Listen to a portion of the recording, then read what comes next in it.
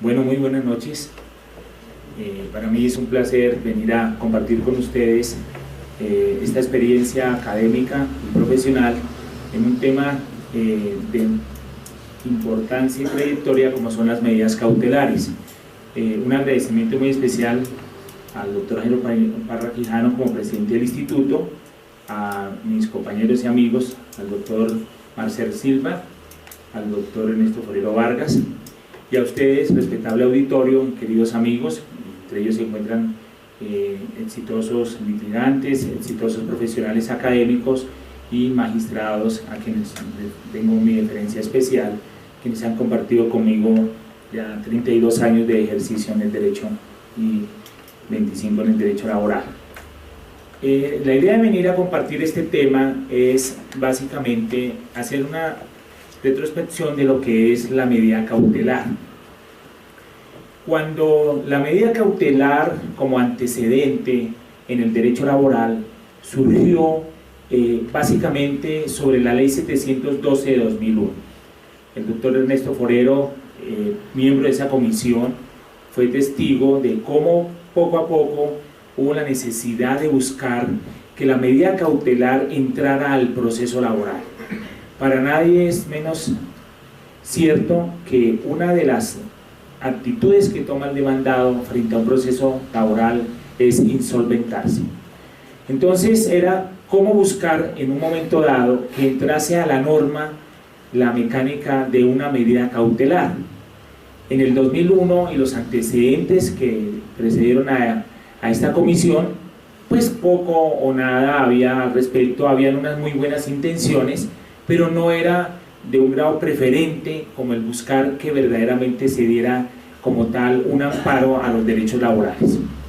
Entonces, sobre esa situación particular, ya venimos encontrando que para poder edificar en el concepto del derecho al trabajo la medida cautelar dentro del proceso ordinario laboral, pues tenemos un retroceso que es en la forma de pensar para cada uno de los actores que se encuentran dentro del proceso. ¿Qué quiere decir esto?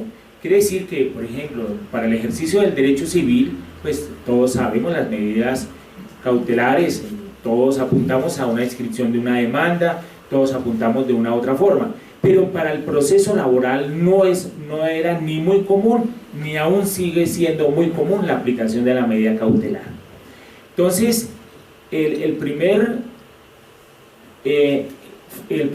entretenimiento que tiene que hacer cualquier tratadista de derecho laboral es mirar qué es en verdad la medida cautelar, para que quienes entran ya en la mecánica de la exigencia de la medida cautelar pues tengan pleno conocimiento de que se hace necesario, porque es una apertura a una garantía de un derecho social. A diferencia de los derechos patrimoniales en el derecho civil, nosotros estamos aquí pretendiendo garantizar que es un derecho social, y la negatoria o en un momento determinado el hacer ilusorio una pretensión en un derecho a una medida, a una sentencia, pues se está negando es un derecho ¿qué? Social. Ese derecho social no puede quedar burlado en un momento dado por la mala interpretación o por el exceso de subjetividad de quien en un momento determinado no logra analizar verdaderamente la prueba, o quien verdaderamente teniendo que probar no lo hace en forma efectiva, porque estamos hablando de derechos sociales. Entonces, la fundamentación inicial es que al interior de los actores del proceso laboral no es muy común la medida cautelar. Ese es el primer obstáculo que encontramos en la práctica judicial.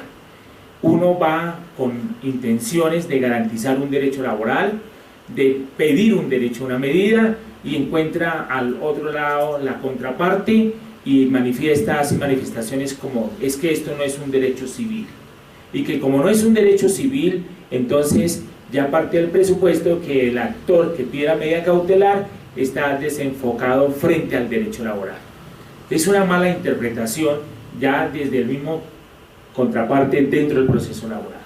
Entonces, ese primer obstáculo de visión que tengamos de la medida cautelar, pues nos hace más difícil la operatividad misma dentro del accionar del proceso, y qué no decir para la decisión judicial de quien tome verdaderamente la decisión en su momento de garantizar esta medida cautelar.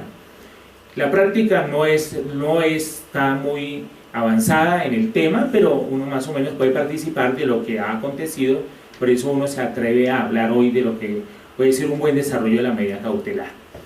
Lo primero que tenemos que entrar a mirar es la fundamentación que tuvo el artículo 85A con relación al Código de Procedimiento Laboral, con relación a la implementación de la medida cautelar que trajo inicialmente la Ley 712 de 2001.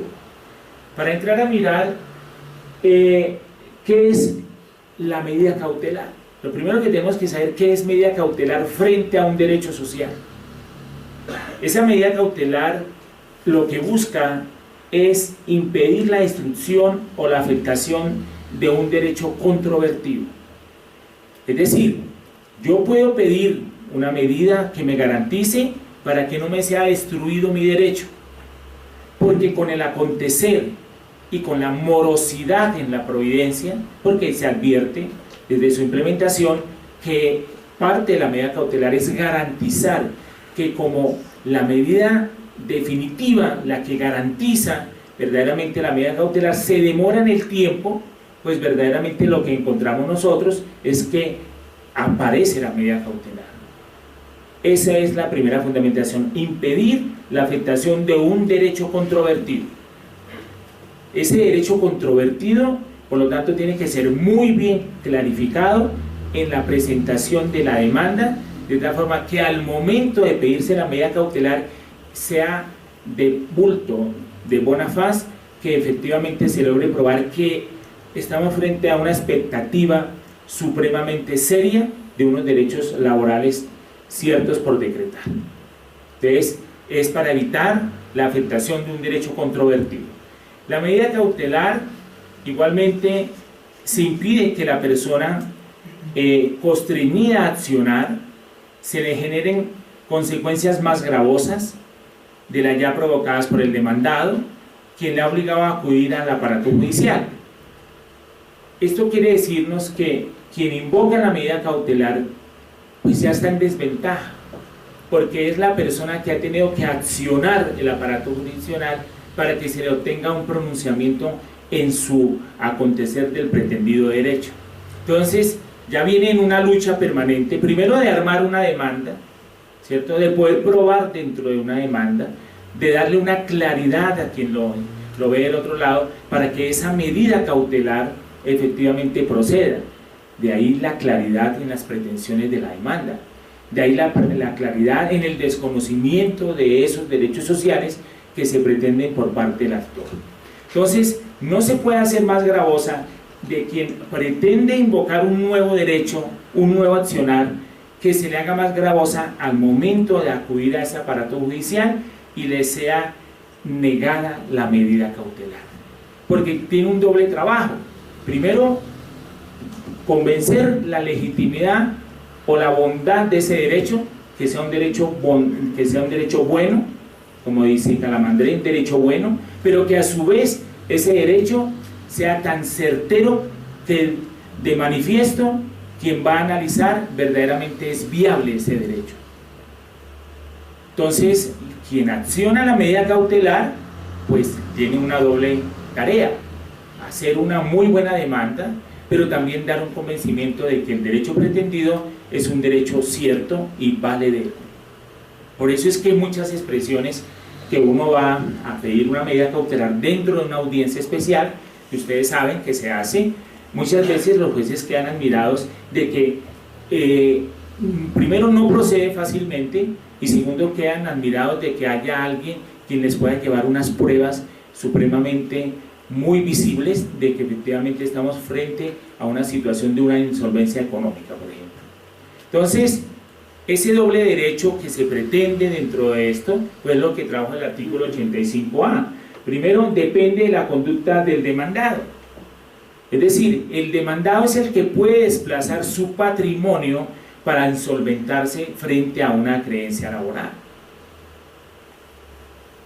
Cuando el demandado se encuentra en serias dificultades, igualmente. Entonces, son dos conductas que puede tomar el demandado en ese momento. Primero, que el demandado asuma una conducta de insolvencia, ¿cierto? Estando dentro del proceso, una vez trabada la relación jurídico-procesal, el señor en un momento determinado, ese demandado, asuma una conducta que efectivamente esté transgrediendo para ocultar sus bienes. Es decir, que con el paso del tiempo dentro del proceso, esa persona tome conductas a esconder los bienes, a insolventarse, a liquidarse, de tal forma que haga ilusoria esa última sentencia que le reconoce el derecho sustancial. Y segundo lugar, otra forma que puede tomar el demandado es cuando se encuentra en serias dificultades. Es decir, no es ya la actitud que tuvo dentro del proceso, sino es la actitud que tuvo con anterioridad. Es decir, el señor ya venía en estado de iliquidez. La persona demandada ya tenía manifestaciones de iliquidez. Entonces son dos comportamientos que debe de observarse por parte de quien la pretende invocar para que le sea respetado ese derecho, pero a su vez también del juzgador, para que sea el juzgador quien logre determinar claramente el comportamiento en el cual se encuentra el demandado. Los medios probatorios. Los medios probatorios son sine qua non, son muy contundentes, tienen que ser muy conducentes. Dentro de los medios probatorios pues juega papel importante, así lo hizo igualmente el doctor Jairo Parra en un documento que él habla de medidas cautelares, que sería la parte indiciaria, ¿sí? El indicio, probar verdaderamente que una persona se está insolventando, tiene crisis económica, tiene situaciones de facto que no le van a permitir sobrevivir al terminar la sentencia a favor de ese demandado. Entonces, son medios probatorios muy claros. Igualmente, pues hoy no tenemos, sino desafortunadamente, la del artículo 85, la única medida es la caución. Pero bien podría haber significado. Me parece que en su momento fue como muy temeroso el construirse esa medida con la sola caución. No fue mucho más agresivo para garantizar el derecho social, porque además la medida de la implementación de la medida cautelar, de las lecturas que se toman a través de las diferentes jurisprudencias internacionales, pues uno mira que no es solamente garantizar al demandante para que le sea otorgado ese derecho al final de su sentencia, sino también garantizar que el demandado no sea lesionado por una mala actuación al pedir una medida cautelar. Entonces son dos conductas que se tienen que ver también sobre la posición del derecho que se puede invocar. No ser excesivos, porque los perjuicios que se le pueden ocasionar a ese demandado con una mala medida le pueden generar un mayor perjuicio al pretendido por el mismo actor. Entonces toca buscar un equilibrio, porque ustedes saben, y todos hemos tenido la experiencia en el mundo profesional, que muchas de las actuaciones que se miran cuando se pide una medida cautelar, por ejemplo de un embargo, de un secuestro, son los excesivos o los excesos que se dan en las medidas cautelares. Entonces, en el laboral, como no existe sino solamente la caución, quedó demasiadamente rigurosa a una sola situación de este orden. ¿Por qué? Porque de los antecedentes que se han dado en los derechos laborales, solamente garantizan un derecho social para un derecho sustantivo que verdaderamente sea viable en el momento de fijar una medida cautelar. Entonces no quedó sino solamente la caución como tal. Pero igualmente, ¿cómo se puede decretar? Por solicitud de parte o de oficio. Eso tiene que ver con el tiempo. Ahorita miramos en las características en que se desarrolla la medida cautelar. ¿Por qué? Porque la parte bien lo puede establecer, la parte lo puede pedir en un momento dado cuando ya advierte desde la misma presentación de la demanda que hay situaciones de insolvencia o que hay situaciones de gravidez económica para el demandado. Entonces se supone que quien hace la presentación pues ya en el momento hace petición especial y la base bajo la gravedad del juramento. Pero no solamente puede ser ahí en la demanda, lo puede hacer ¿en dónde? En el desarrollo de la demanda, en el desarrollo del proceso. Eso no está advertido dentro, por ejemplo, dentro de nuestra normatividad. No existe, es decir, no existe la posibilidad. Hoy, pues de pronto la ventaja que le podamos dar a nosotros a esos es la oralidad. Pero donde la segunda instancia se demore, o donde el recurso de casación, todos sabemos el representamiento que existe en la Corte para resolver un proceso, cuando termine ese proceso, en la Corte habrán transcurrido muchos años, que donde habrá quedado ese derecho social pretendido. En la legislación argentina, la oportunidad se puede dar en cualquier momento. ¿Qué quiere decir eso?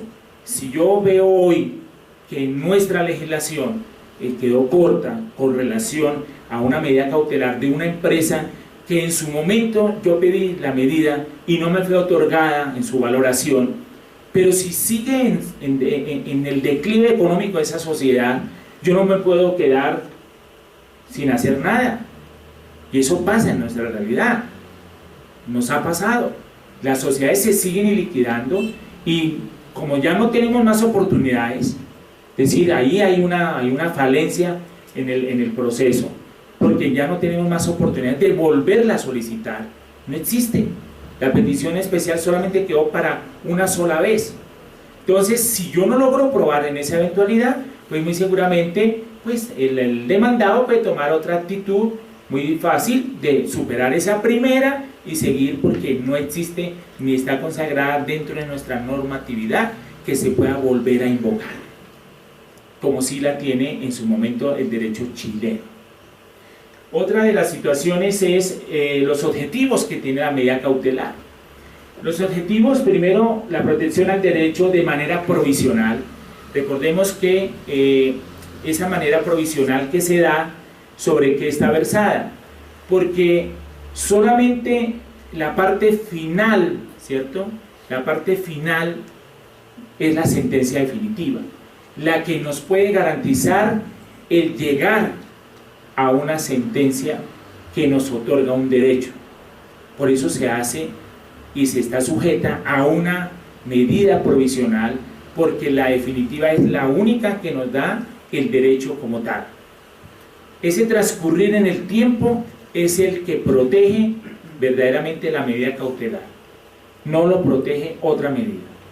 Entonces el juez, las partes y todos los intervenientes dentro del proceso tienen que ser demasiadamente cuidadosos y demasiadamente respetuosos. ¿Por qué? Porque estamos frente a un derecho social que puede quedar a mitad o puede quedar burlado, donde no sepamos valorar las medidas cautelares que se puedan pedir dentro de un proceso laboral.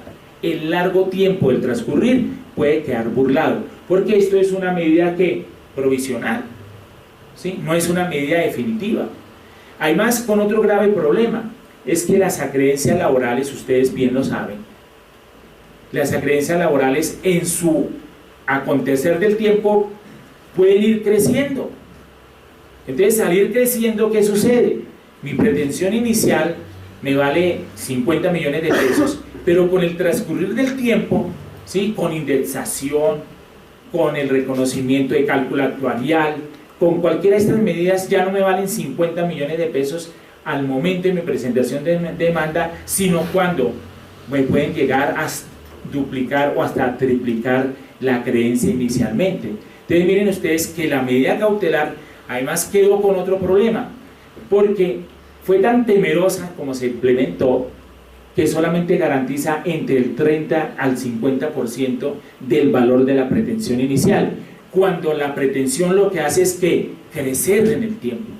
Entonces esa demanda, por ejemplo, de los 50 millones de pesos, solamente garantizaría al final 25 millones de pesos, y el resto a una sentencia de 100 millones de pesos, quedarían totalmente desconocidos, ¿cuántos? 75 millones de pesos.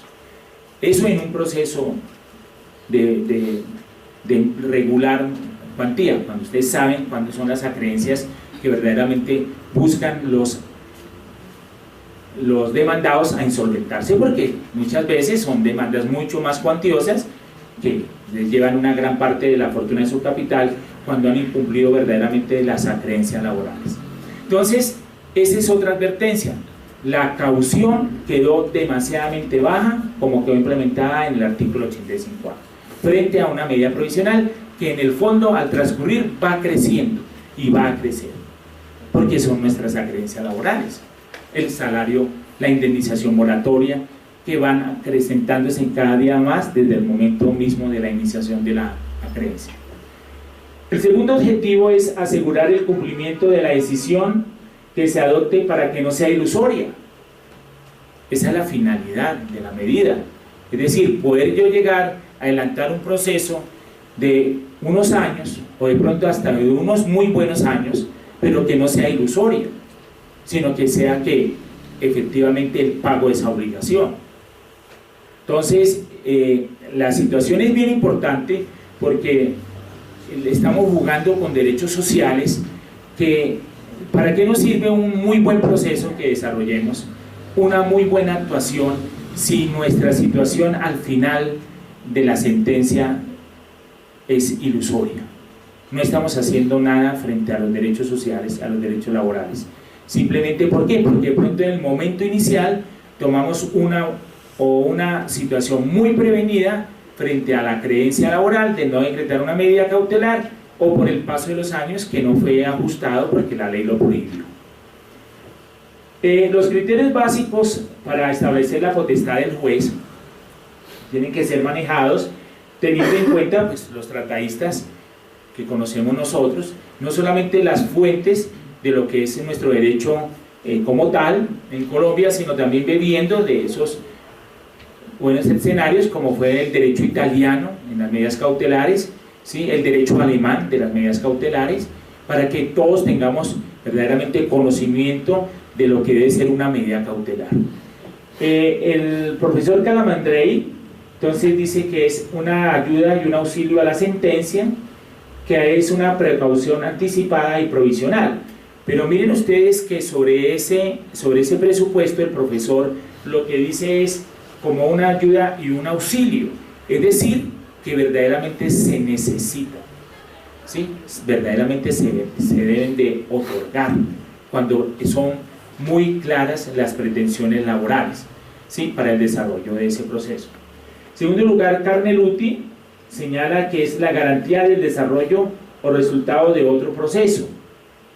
Claro, porque recuerden ustedes que las medidas cautelares tienen dos órdenes que se pueden dar. Una medida cautelar es frente a una actuación eminentemente ejecutiva, ¿sí? Cuando, por ejemplo, seguido de esa medida cautelar, yo inicio un proceso ejecutivo, entonces sería eminentemente ejecutivo. Pero en la medida cautelar que estamos invocando nosotros del 85A, es una medida cautelar sobre un proceso declarativo, que es la segunda modalidad, porque estamos buscando solamente hasta ahora que el reconocimiento de un derecho. Entonces no es ejecutiva como tal, sino se versa sobre una manifestación que totalmente declarativa, que esa es la apreciación que estamos señalando nosotros. Nosotros estamos acostumbrados a manejar dentro del derecho procesal, es una medida totalmente coercitiva, ejecutiva, que nos permite garantizar la sentencia. En nuestro derecho laboral, en el proceso ordinario, es para obtener un reconocimiento frente a una declaración de un derecho en una sentencia ordinaria laboral. Está inmerso dentro de la declaración de un derecho. Entonces, el profesor Gutiérrez de Caviedes igualmente nos habla en cuanto a la doctrina procesal, se limitan las providencias y se engloban las providencias, es decir, el limitar la providencia es que la primera providencia debe ser muy cautelosa, ¿sí? Pero también engloba la segunda providencia, porque efectivamente está dando el alcance a la sentencia definitiva. El profesor Gutiérrez de Caviedes señala: hay que dar una cosa genérica o hay que dar una cosa específica. Es decir, lo general serían la totalidad de las pretensiones, lo específico sería lo que en un momento determinado yo logre pedir. ¿En dónde? En la medida cautelar, sería específico. Y por lo tanto, él habla de unas actividades propiamente de medidas precautelativas, por ejemplo, las medidas en los procesos, cómo se dan, de dar una cosa genérica, como dar sumas de dinero, de dar unas cosas específicas, otorgar una garantía sobre un bien inmueble, sobre un bien mueble, una garantía para hacer, una garantía para no hacer. Es decir, que de uno u otro lado las personas sepan que esa medida cautelar es dinámica, que debe ser manejada en ese entorno como tal. Entonces, la reflexión que uno va dando a entrar a este tema tan interesante y tan bien construido en nuestro derecho, pues es llamar la atención sobre esa primera parte. Es decir, esto tiene unos antecedentes muy edificados en la teoría general del proceso, que lo que hacemos es rescatarlos para llevarlos a garantizar unas acreencias totalmente de derechos sustanciales, pero de derechos sociales. ¿De acuerdo? Entonces, si todos somos conscientes de la importancia de la construcción de la medida cautelar, no hay por qué temer que en un momento determinado no se pueda otorgar una medida cautelar con unas muy buenas pruebas. Las características de las medidas cautelares sería el segundo tema a pensar qué es en verdad una medida cautelar como característica. Entonces tenemos primero la previsoriedad o forma previsiva, como decía el derecho italiano, suple un efecto de la providencia definitiva. Es decir, como previsoriedad o provisoriedad, que habla el derecho italiano, es un lapso finito con conocimiento de cuánto va a durar la medida. Porque la medida se invoca en cualquier momento del proceso, tiene que haber un proceso, pero la medida puede ir en el tiempo y en el espacio a garantizar una sentencia definitiva que solamente finiquita durante ese lapso, para garantizar verdaderamente las acreencias de los derechos sociales. La segunda es la judicialidad, es la conexión con el proceso y su terminación.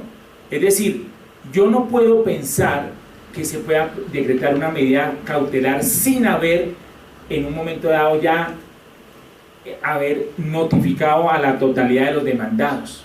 ¿De acuerdo? No lo puedo hacer. ¿Por qué?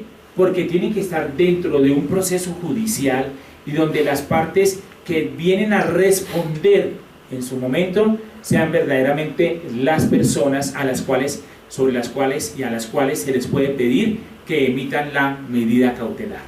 Entonces tendrá que obligatoriamente notificarse a las partes, dársele el traslado de la demanda y que verdaderamente yo al pedir mi demanda o en el momento de la audiencia, entre el transcurrir de esa primera aceptación de demanda hasta el momento de la primera audiencia de trámite, hoy con la 1149, pues verdaderamente señalar que ya están notificados todos los demandados para que sea viable la medida, porque de lo contrario no puede ser viable porque no existe una legitimación en la causa de los que no podrían ser. La otra situación es la variabilidad que les comentaba. Entre nosotros la medida cautelar no es variable, es decir, dependen de la mutabilidad o la inmutabilidad de la situación de hecho que dio origen. Así quedó, para nosotros es inmutable, ¿sí? Es inmutable, como nos quedó en el artículo 85A. ¿Qué quiere decir eso? Que no se puede cambiar, ¿sí? Que no se advirtió que el cambio de ese acontecer podía ser después de esa audiencia, ¿sí? Entonces, cuando no se previó eso, pues tenemos ya un serio problema, que es que las personas superan la primera fase y posiblemente podrán insolventarse o bajar su liquidez porque tal como quedó la norma no permite una segunda intervención. Tiene que ver con la urgencia. La urgencia es evitar el daño por el retardo de la satisfacción definitiva del derecho sustancial. Es decir, nosotros nos encontramos ahí frente a unos derechos sustantivos que tenemos que proteger a posteriori. Entonces, por lo tanto, tiene que ser urgente la medida. Por eso es que, tal como se esboza desde el comienzo del artículo 85A, se señala que en cualquier momento, desde una vez iniciado el proceso, se podrá solicitar al juez para que decrete la medida, porque es urgente. La medida no espera, ¿sí? La medida no puede, en un momento determinado, alargarse en el tiempo. Por eso es que ustedes ven en la práctica judicial que el juez, antes de, hoy en la 1149, antes de entrar a la situación propia de la conciliación, la primera audiencia de trámite, el juez decreta primero la medida Cautelar, claro, porque es de urgencia. Se le debe advertir la necesidad de la medida cautelar por la situación propia, la característica de que se puede insolventar en un momento determinado el demandado. Los criterios específicos para la práctica de la medida por parte del juez. Esto aparentemente puede ser objetivo, pero termina siendo subjetivo. La objetividad la puede dar la prueba, ¿cierto? La puede dar la prueba. La objetividad la puede dar el documento, pero la subjetividad la tiene quien decide el otorgamiento o no de la medida. Entonces es el juez a quien le corresponde de entrar a mirar si esos actos del demandado pendientes de insolventarse o impedir la efectividad de la sentencia, ¿sí? Entonces hablábamos en la práctica judicial nuestra, en la práctica del ejercicio profesional, situaciones hoy como tan de bulto y tan manifiestas. Un caso particular que llevamos aquí con uno de los colegas y otros compañeros que son adversarios en el proceso, y otro juez que también es conocido de nosotros, pues todos estamos dentro del manejo de la medida cautelar. Pero la medida cautelar, ¿qué sucedió? Les voy a comentar. Una empresa multinacional, una empresa con un gran capital económico, en los últimos 4 años comenzó a bajar en sus activos y a bajar en sus utilidades en el orden del 75%.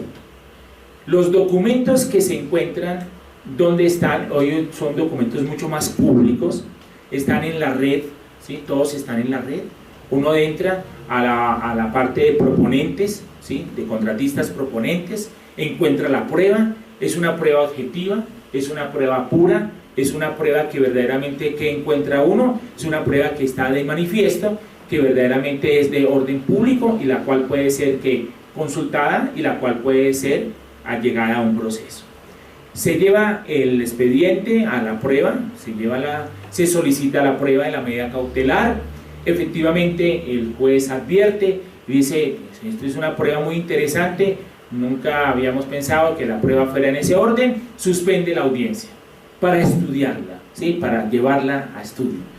Bueno, es un buen elemento, es decir, ya hay un buen indicio de que verdaderamente hay muy buenos indicadores de que la prueba nos puede mostrar esa veracidad. En la otra decisión se traen entonces para valoración los libros del comerciante. Entonces, quien resuelve la solicitud de la prueba dice que de acuerdo a las normas del Código de Comercio no aparecen suscritos los balances por los miembros de la Junta Directiva. Entonces, estamos como en un mundo globalizado, en un mundo virtual de nuevas prácticas, de medios probatorios, con una internet, con todas estas cosas que ya no funcionan para todos, pero con una valoración todavía traída de una norma muy estática, como era que los libros del comerciante puedan ser solamente avalados por decisiones de miembros de junta directiva. Entonces, uno piensa, ¿dónde está la objetividad de la prueba?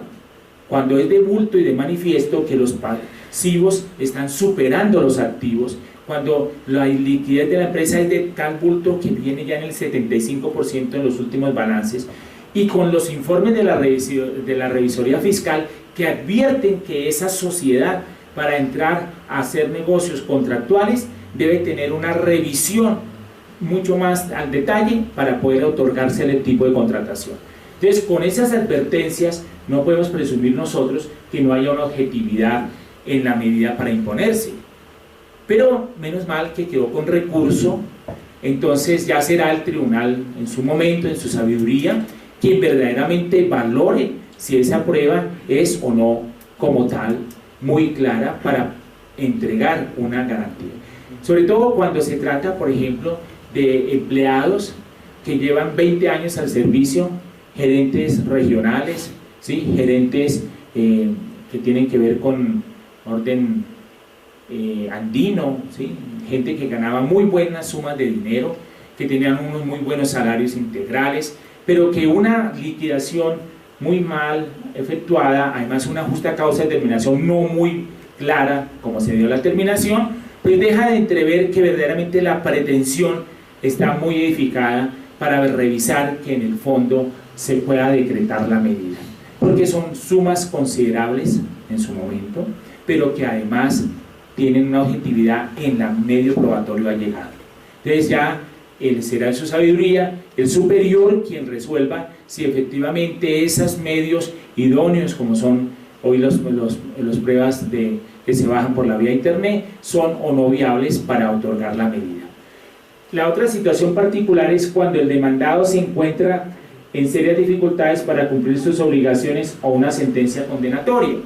Entonces, sobre eso viene otra apreciación bien importante, que es el caso, por ejemplo, de una persona que en su transcurrir comienza a vender bienes, ¿sí? Comienza a transferir bienes y comienza a insolventarse para no tener que pagar esa creencia laboral.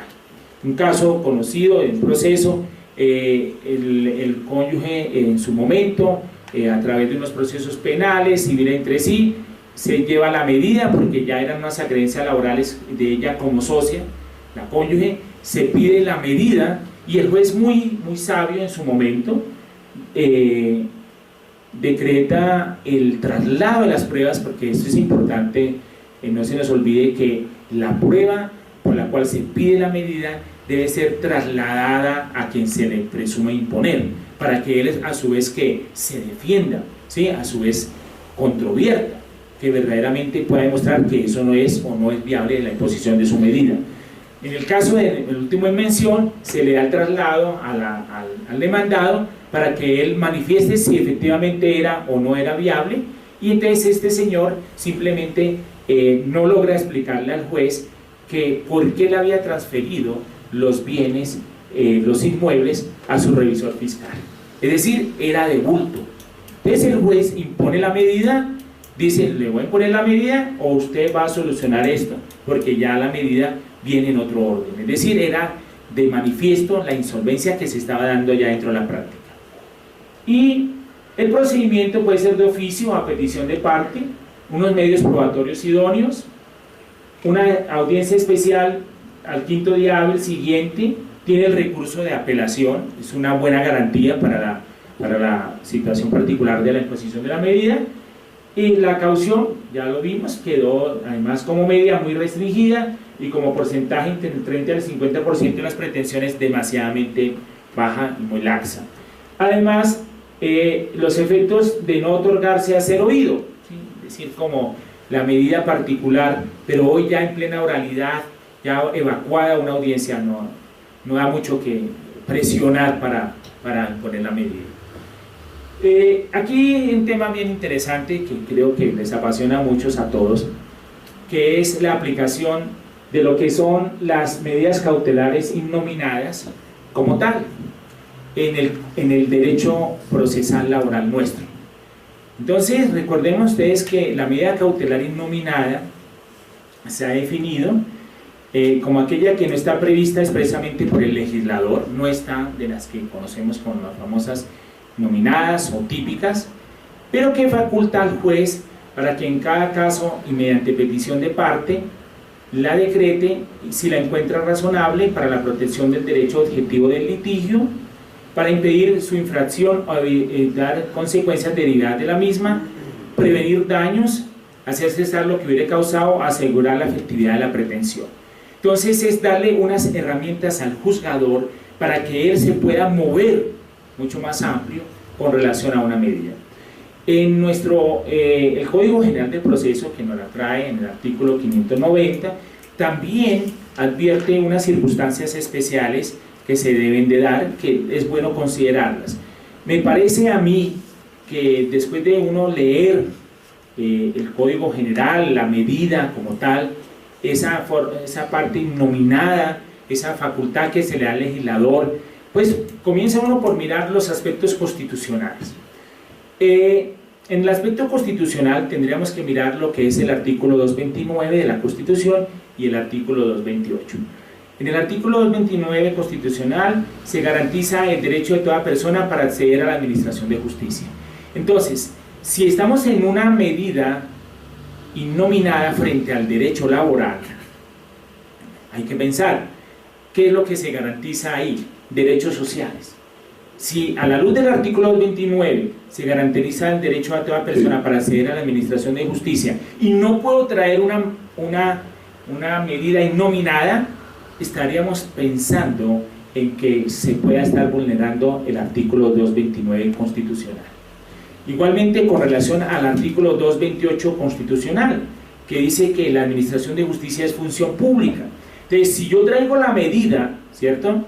Si yo traigo la medida, pero no me la deja aplicar el derecho laboral, porque además dentro del objetivo, ustedes recuerdan que entre los primeros artículos del Código General del Proceso, se dice que cuando haya norma especial no entrarán, ¿cierto?, las medidas, las demás normas del Código General del Proceso, pues ya tenemos ahí una primera forma que nos va como a pensar, a dejar pensar que no entren las innominadas, por el alcance que ya tiene norma especial nuestro proceso, como sería el 58A. Entonces, uno comienza a mirar esta medida innominada como una forma, un acontecer que se pueda dar dentro del derecho laboral, pero en la medida en que se garantice que verdaderamente se pueda otorgar un debido proceso a la forma de imponer la medida. La otra forma de entrar nosotros sería por la vía de la analogía, en su momento determinado la analogía, que permita entrar la innominada al proceso laboral. Tal como está construido, no es fácil, doctor Martel, usted lo ha visto, no es fácil. ¿Por qué? Porque está clara en el 85A. No permite entrar otra medida. Entonces, es una situación a evaluar, porque recuerden ustedes, recién entra la práctica de nuestro Código General del Proceso, ¿cierto?, para todos, un código que lo que busca es dinamizar, garantizar, pero que efectivamente nos pueda dar la intervención a esa medida como tal dentro del proceso laboral. Tenemos la restricción, no más, porque además no existen más medidas, sino la sola causa. Y la otra situación es apreciar la legitimación de las partes, el famoso bon juris, es decir, que verdaderamente cuando yo entre con una demanda, de la certeza de que ese derecho va a ser real, ¿sí?, va a ser exacto. La apreciación tiene que ser muy clara y muy manifiesta frente al reconocimiento de que yo dé características propias, de que esa pretensión es muy de buena fe. Igualmente, el peligro en la demora, periculum in mora, advertida por toda la legislación internacional en cuanto a poder perderse en los derechos sociales. Entonces, unas conclusiones iniciales: hay una caución exigua, es decir, ustedes la ven muy barata, ¿sí?, demasiadamente, muy económica, ¿sí?, además con un 50% de una pretensión inicial, cuando las acreencias laborales lo que se buscan con el paso del tiempo, está reconocido, es que se vayan acrecentando por los mismos fenómenos económicos. Está sujeta a la determinación del superior. Finalmente, la falta de la prueba pone en peligro al derecho social. Estamos hablando de derechos sociales. Una falta de una prueba, entonces se puede perder ese derecho social. La excesiva subjetividad del juzgador, como ya lo advertimos, puede incurrirse en excesivo subjetivismo. El Código General de Proceso se aplica por analogía, en lo no regulado nos puede dar como el paso a las innominadas. Y las características propias del derecho internacional, habría que mirar, de los que están acá, hay unos criterios jurisprudenciales ya creados con base en unas sentencias de Corte Constitucional que han referido a algo con relación a la imposición de las medidas cautelares dentro del proceso laboral, desde la misma demanda que se hizo en la parte inicial. De destacar dos puntos básicos, que son en la Argentina la admisibilidad por requisitos generales como oportunidad, la competencia. La procedencia se mide por su grado de verdad o verosimilidad entre la pretensión que yo verdaderamente estoy demostrando que va a llegar a ser verdadera y más por su certeza. Aquí hay una sentencia bien importante en un proceso en Argentina, que se otorgó una medida cautelar en el proceso laboral consistente en la aplicación, por ejemplo, de una innominada que no está dentro de la ley, como fue el otorgamiento de una prótesis para una persona a fin de evitarle un mayor perjuicio. Entonces eso da a pensar que en un momento determinado esa facultad que se le puede dar al juez para atemperar ese mayor perjuicio a una sentencia definitiva, se pueda construir sobre un derecho social, como en su momento era el derecho a la salud que tenía esa persona, por las características para poderlo ajustar. Y en Chile se presenta con una audiencia preparatoria muy parecida a la de nosotros, como la audiencia especial, pero con una situación bien importante, que las situaciones de insolvencia se pueden invocar en cualquier momento a la audiencia. Es decir, no solamente en esa primera parte, como la tenemos nosotros, tan restringida, sino que en el debatir del proceso se puedan presentar y se puedan acomodar y hacer nuevas solicitudes a la medida cautelar. Pues pienso con esto, apreciados doctor Marcel, doctor Forero, apreciados amigos todos, dejar como un poco el temor de hablar de esta medida cautelar, invitar a que sigamos reflexionando sobre la misma. Hay inexactitudes que se pueden corregir en un proceso ordinario laboral y que verdaderamente tenemos que ser un poco más dinámicos en la apreciación de las pruebas, porque estamos frente, en el derecho laboral, son a derechos sociales que pueden ser en un momento determinado desconocidos, de pronto por no apreciar muy bien los medios probatorios o no saber demostrar por medios probatorios que estamos frente a un derecho social. No es más, muchas gracias.